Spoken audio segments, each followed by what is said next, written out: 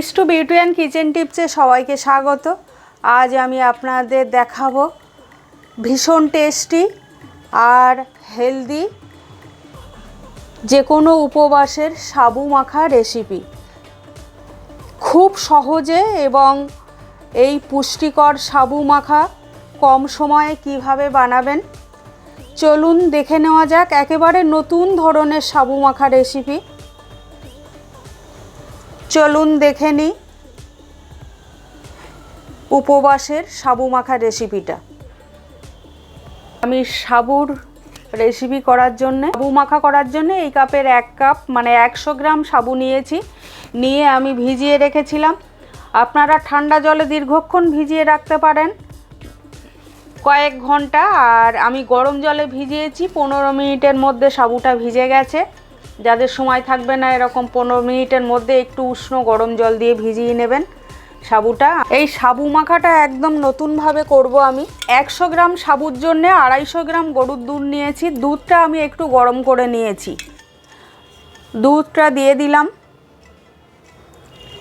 আপনারা যারা কাঁচা দুধ সহ্য করতে পারেন তারা কাঁচা দুধ দিয়েই মাখবেন সাবুটা। কাঁচা দুধ অনেকে সহ্য হয় না, তাদের জন্য এই দুধটাকে একটু গরম করে নেবেন। যারা চিনি খান না তাদের জন্যে এরকম খেজুর গুড় দিয়ে আপনারা মাখতে পারেন, ভীষণ টেস্টি হয় এই খেজুর গুড় দিয়ে সাবু মাখা।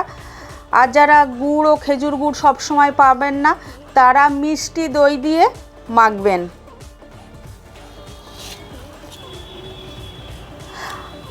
আমি 3 চামচ খেজুর গুড় নিলাম, সামান্য একটু সন্ধক নুন নিলাম। সন্ধক নুন যে কোনো উপবাসে খাওয়া যায়, আপনারা চাইলে স্কিপ করতে পারেন। স্বাদটা ব্যালেন্স হওয়ার জন্য আমি একটু সন্ধক নুন দিয়ে দিলাম। খেজুর গুড় দিয়ে দিলাম। খেজুর গুড়ের পরিবর্তে আপনারা মিষ্টি দই দিয়ে মাখতে পারেন।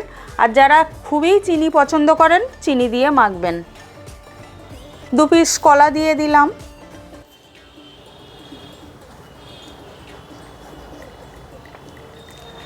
ভীষণ টেস্টি হয় এভাবে সাবু মাখা খেলে,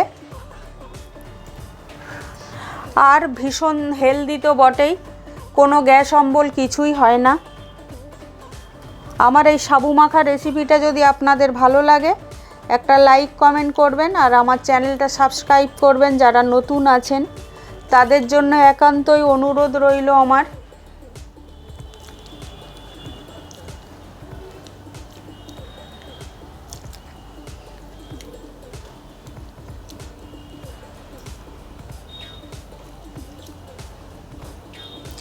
মিষ্টি দই দিলে 100 গ্রাম মিষ্টি দই দিলেই যথেষ্ট হবে 100 গ্রাম সাবুর জন্যে।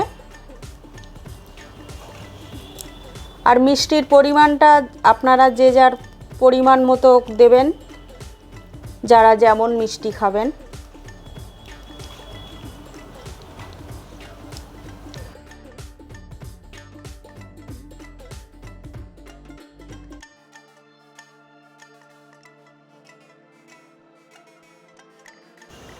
যারা পছন্দ করেন না একবার এইভাবে বানিয়ে দেখবেন, ভীষণ স্বাদ হয় এই সাবু মাখা। একবার খেয়ে দেখবেন, বারবার ইচ্ছা হবে খেতে। সামান্য 1 চিমটে এলাচ গুঁড়ো দিলাম, এটা আপনারা স্কিপ করতে পারেন। এলাচ গুঁড়োটা দিলে যারা একেবারে নতুন খান তাদের স্বাদ গন্ধটা একটু ভালো হবে।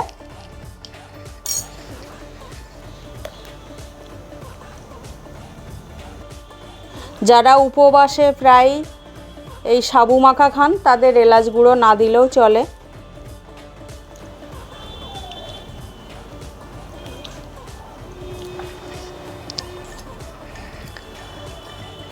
সামান্য একটু আঙুর কুচে নিয়েছি, ছোট্ট একটা আপেল কুচি করে নিয়েছি, আর একটু চেরি, সামান্য একটু চেরি নিয়েছি কুচি করে। এইগুলো আমি দিয়ে দেব। এই ফল দিয়ে সাবুটাকে মাখলে উপবাসে ফলও খাওয়া হলো আবার সাবু মাখাও খাওয়া হলো। ভীষণ হেলদি হবে এবং পুষ্টিকর হবে, অনেকক্ষণ পেট ভরে থাকবে।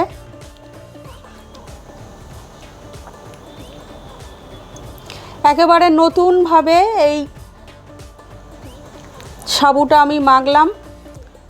সময় দিয়ে ধৈর্য ধরে আমার এই সাবু মাখা রেসিপিটা দেখার জন্য আপনাদের অনেক ধন্যবাদ। আবারও কোনো একটা রেসিপি নিয়ে আমি আসব। সাবুটা আমার মাখা হয়ে গেল।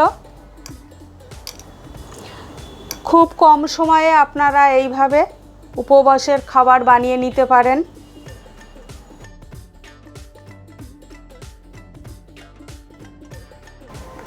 এইভাবে আপনারা কম সময়ের মধ্যে সাবু মাখা সার্ভ করতে পারেন। আমার সাবু মাখাটা রেডি হয়ে গেছে। সবাই সুস্থ থাকবেন, ভালো থাকবেন।